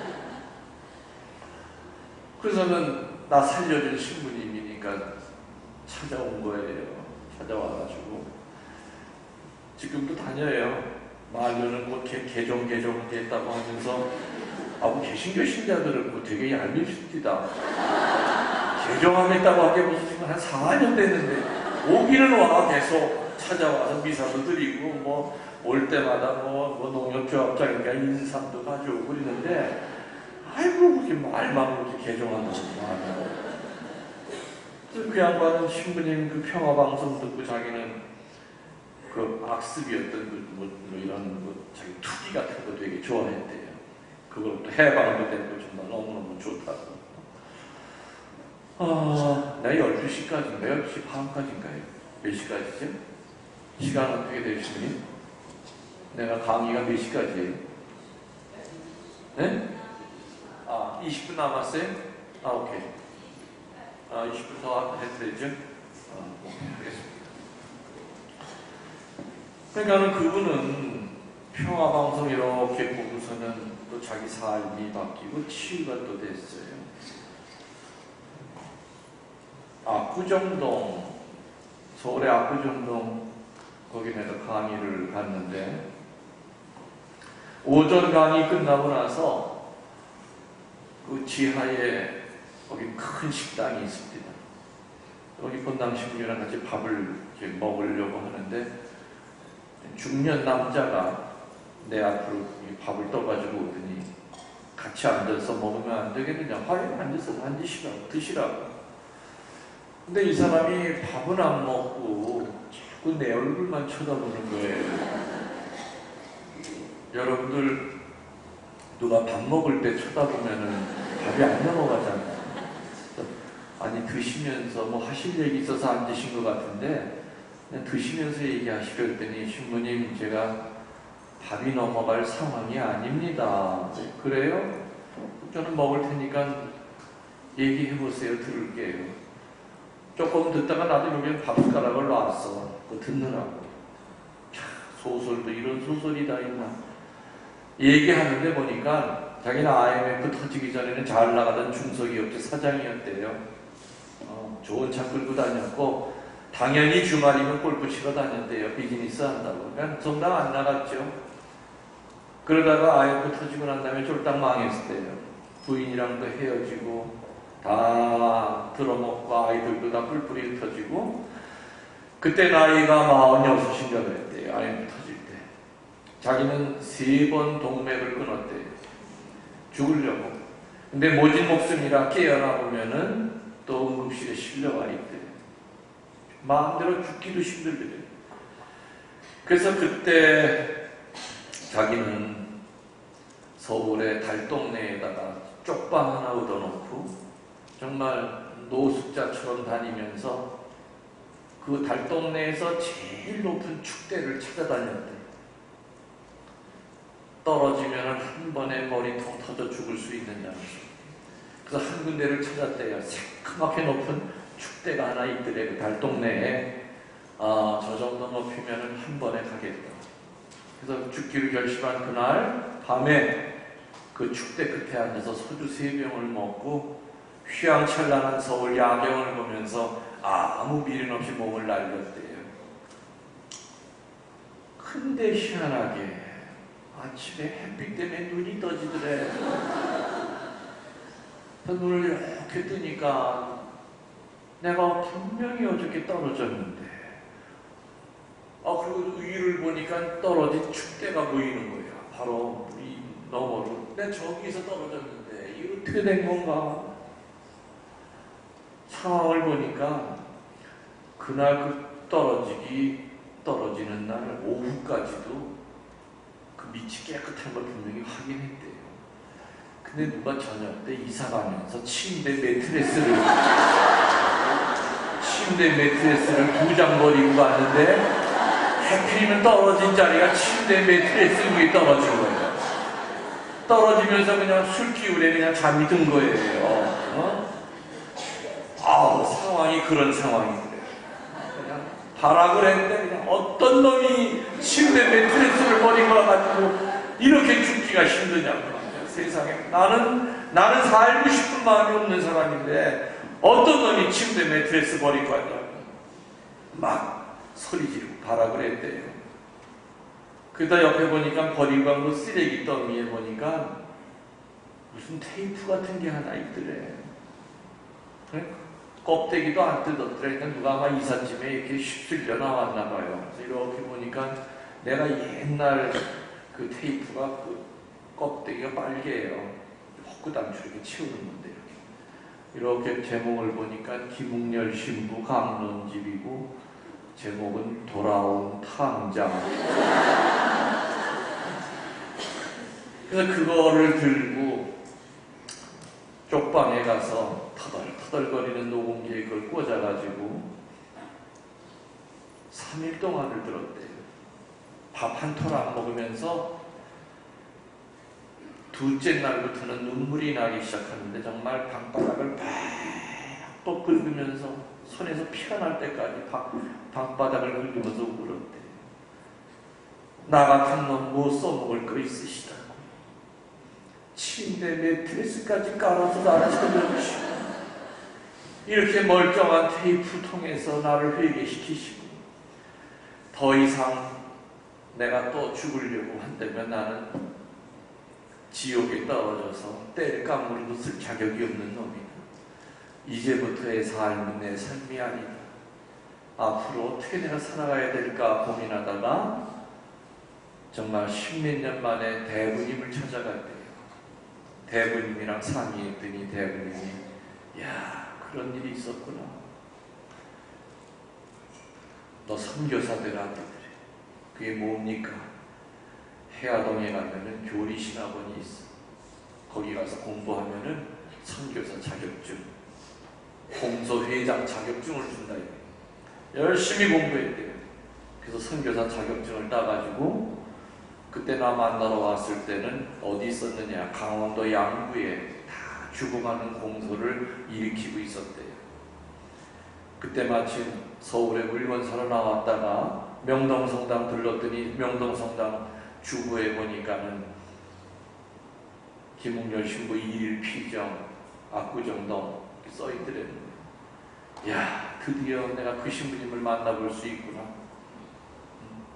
나를 살려준 신부님 만날 수 있구나. 신부님 아침 일찍 와서 성취조배했습니다. 그리고 맨 앞자리에 앉아서 신부님 강론을 오전 2시간 동안 정말 한마디도 놓치지 않고 들으면서 정말 속을 많이 울었습니다. 그리고 이제 신부님 앞에 이렇게 앉아 있으니 제가 신부님 밥이 넘어갈 상황입니까? 그래서 내가 손을 잡아주고 아이고 진짜 신비하네요. 그 매트리스 위에 떨어진 것도 참 기적이시고 그것도 누가 또 멀쩡한 테이프 하나 버리고 간 것도 들으신 것도 기적이고 참 주님께서는 남이 버리고 간 테이프 하나 가지고도 우리 형제를 살리셨네. 그 양반 얼마나 열심히인지요. 그 저 2년 전인가 3년 전에 왜 그 평화방송에서 뭐 전교상 이런 거 있죠. 그 나왔었어요. 그 양반이 있는 그 공소가 무당촌이었는데 무당들 다 내쫓고 지금은 온 동네가 90%가 천주교 교우촌이 된 거예요. 현대판 교우촌이 된 거예요. 그러니까 이게 죽음의 밑바닥까지 떨어지면은요 저절로 한님을 체험하는 거예요. 그 다음부터는 세상 무서운 게 없어. 현대판 교우촌이 된 거지. 그래서 가톨릭 2000년 동안 이 인성의 상처를 치유하는 첫 번째 방법으로서 그 치유시키는 사제에게 도움을 청해라.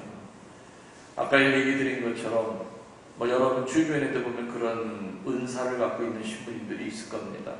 근데 만약에 현실적으로 어려우면 차선책으로 그분의 쓴 책이라든지 그분의 강론이라든지 이런 걸 통해서라도 얼마든지 하나님께서 하실 수 있다는 얘기입니다. 얼마나 좀 세상 좋아졌어요. 또 여러분들 내 카페에 들어오시면은 저는 한 10몇 년부터 카페를 운영합니다. 회원수가 한 28,000명 되는데 그 카페에 왜 많이 들어오는지 압니까? 내 강론 들으러 오는 거예요.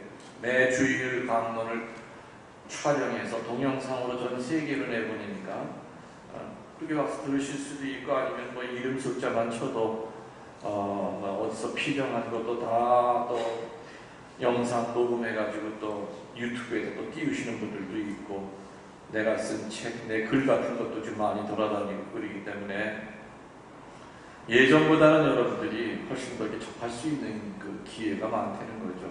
중요한 것은 하느님께서 분명히 하시고자 하면은 그런 SNS를 통해서도 당신이 하시고자 하는 일은 얼마든지 충분히 하고 또 치유의 역사도 SNS 통해서 하실 수 있다는 거 믿으라는 겁니다. 아셨죠? 2000년 동안 두 번째로 인성의 상처를 치유하는 두 번째 방법을 교회는 뭘 제시하느냐? 올바른 성사 생활을 하라고 가르칩니다.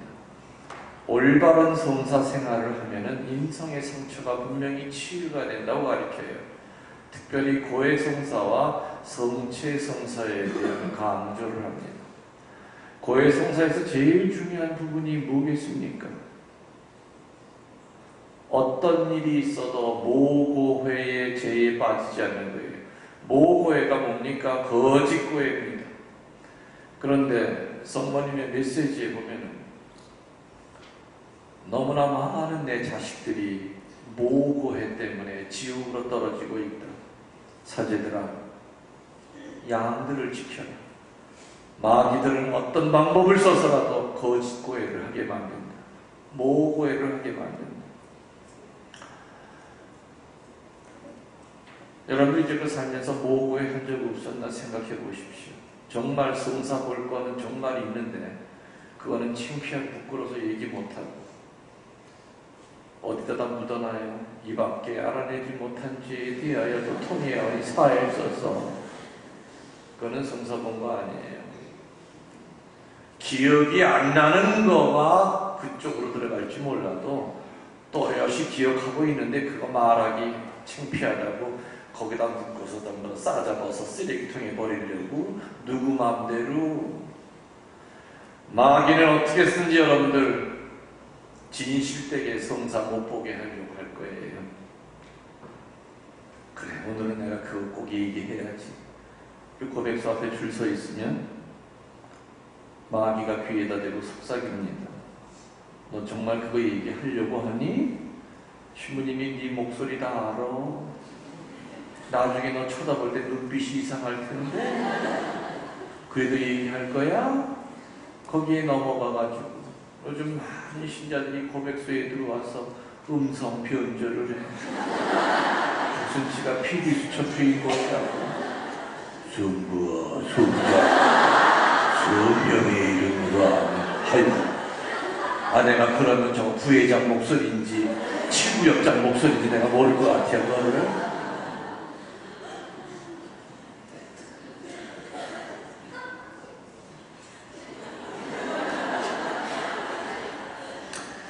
여러분들 걱정 붙들어 매세요.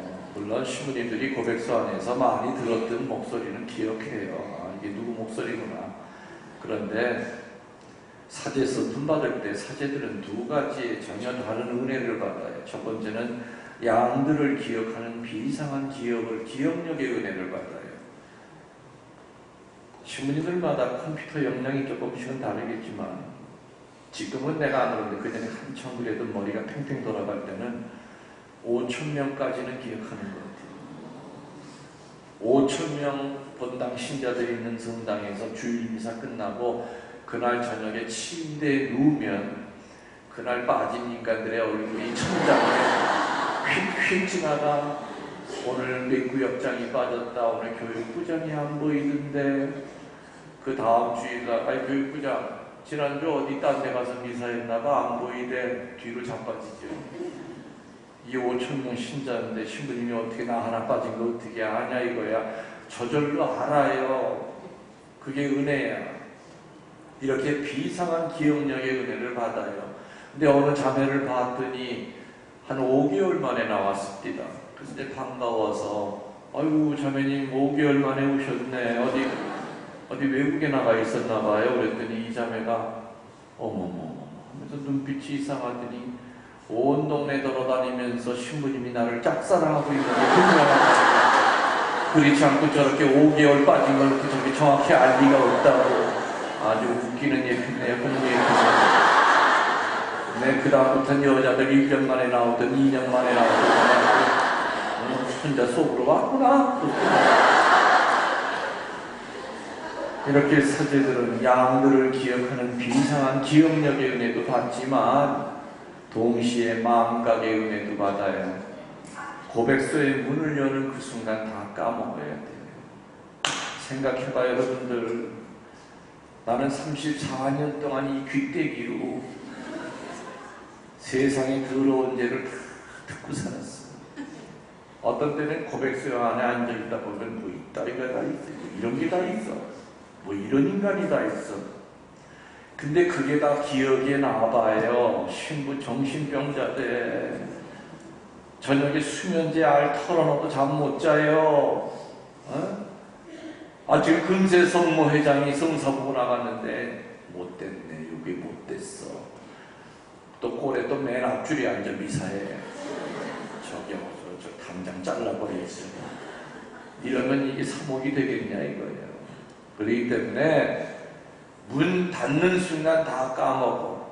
마음각의 은혜를 주신 거예요. 그렇기 때문에 사제들 믿고 음성 변조 좀 하지 마. 모자이크 처리를 왜 해? 거기다가 무슨 피리수첩 주인공도 아니고. 모고회가 뭡니까? 거짓고회.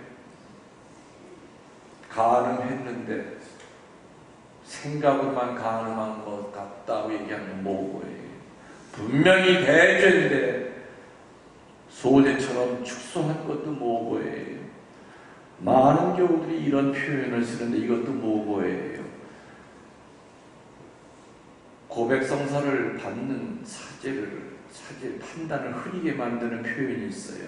신부님, 저는 무슨 죄를 지은 것 같습니다. 그래요. 이거 어떻게 알아들어야 돼요? 질랑 말랑 하다가 젖대는겨, 안 젖대는겨? 진 것 같은지 안 한 것 같은지는 고백소에 들어오기 전에 지 양심과 하느님 사이에 결정이 나야 돼요. 그죠? 그래서 고백소에 들어와서는 딱 부러지게 나 5번 가늠했습니다. 주님 죄인 왔습니다. 가늠한 것 같습니다. 뭘 한 것 같기는. 그렇게 사제들의 판단을 흐리는 말 이런 것도 전부 다 모고회에 속해요. 근데 제일 무서운 거는 모고회는 지옥에 바로 떨어진다는 성모님의 메시지를 우리들은 늘 염두에 두셔야 된다는 거.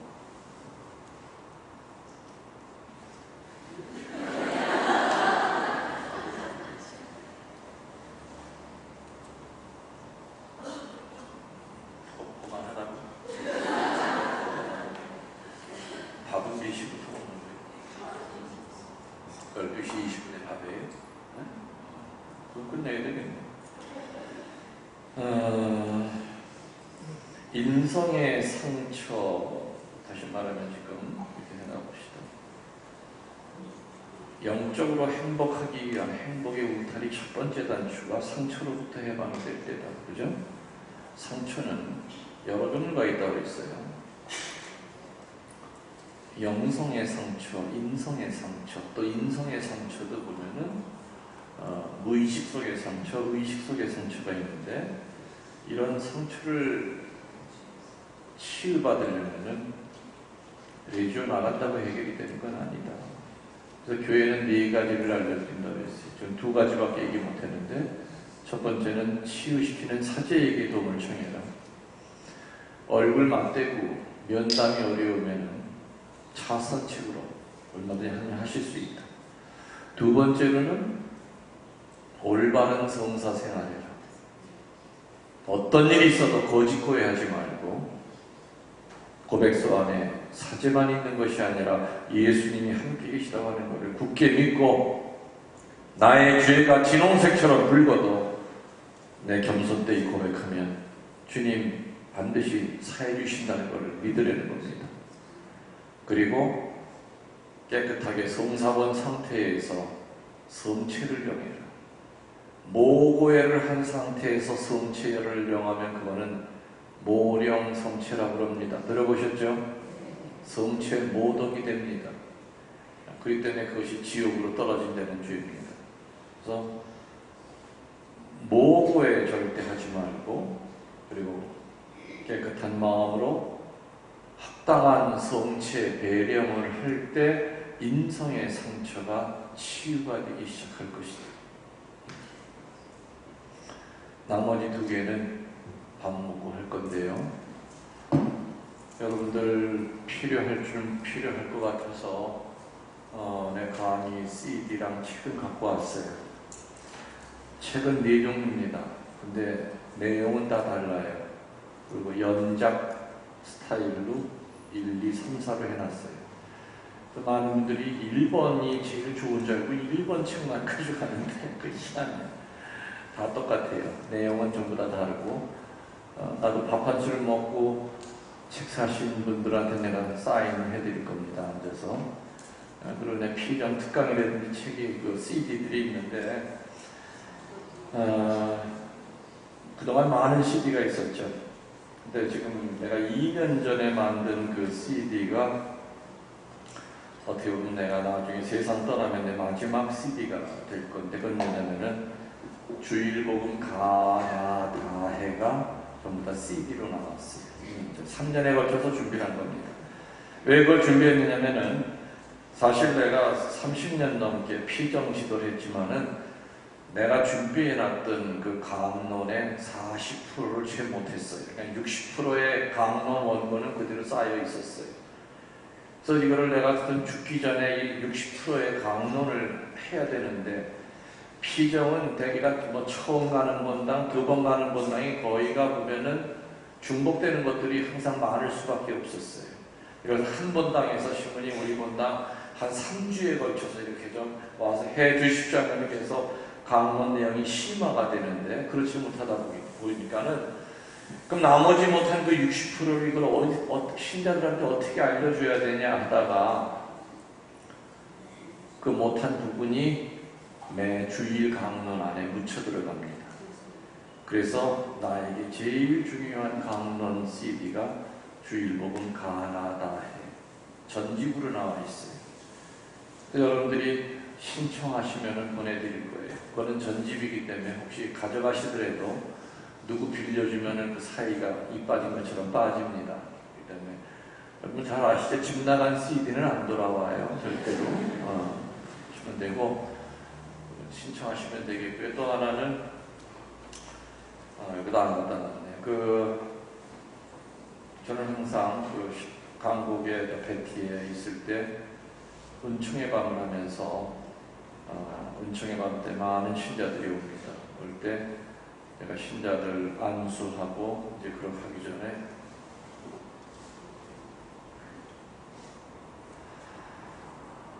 제가 노래를 치유 노래를 불러드리는데, 근데 유일하게 있는 노래 CD예요. 그 전부터 신자들이 신부님 노래 CD는 왜 안 하십니까? 항상 물을 때마다 노래 CD를 안 만드는 이유는 딱 하나예요. 내가 이쪽으로 진출하면 가수들이 굶어 죽어요. 그래서 내가 안 하는데, 이거는 뭐 녹음실에 가서 녹음한 게 아니라 베티 그 대성전에서 은총의 밤 때 치유 시간 때 치유 노래 몇 개씩을 불러드린 걸 모아놓은 힐링송이에요. 이들의 라이브예요. 그래서 노래 끝에 뭐 박수 소리도 들리지만은 워낙에 그 대성당의 음향이 좋기 때문에 바로 거기서 녹음했어도 충분히 들을 만해요. 그리고 오늘 모든 사람한테 선물하셔도 좋아할 겁니다. 그리고 주변에 아픈 사람이 있으면은 집에서 들으라고 했어요. 꼭 손을 대고 안수를 해야만 치유의 은혜가 내려가는 건 아니라고 생각이 듭니다. 사제가 그런 마음으로 노래 불러드리고 또 그걸 받아들이면은 사제의 노래를 듣고도 우리는 치유를 받아요. 여러분들 차 타고 다니면서 들으시면은, 집에서 들으시면은 내 노래가 나오면서 옆자리에 내가 앉아 있을 거예요. 그럼 그때 면담 들어가시면 됩니다. 노래 CD 있습니다. 영광이 성부와 성자와 성령께, 성부와 성자와 성령의 이름으로 아멘.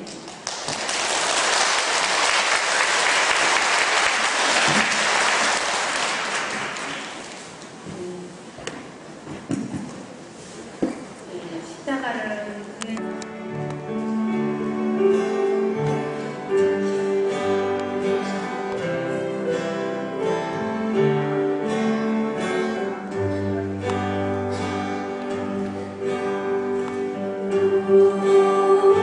오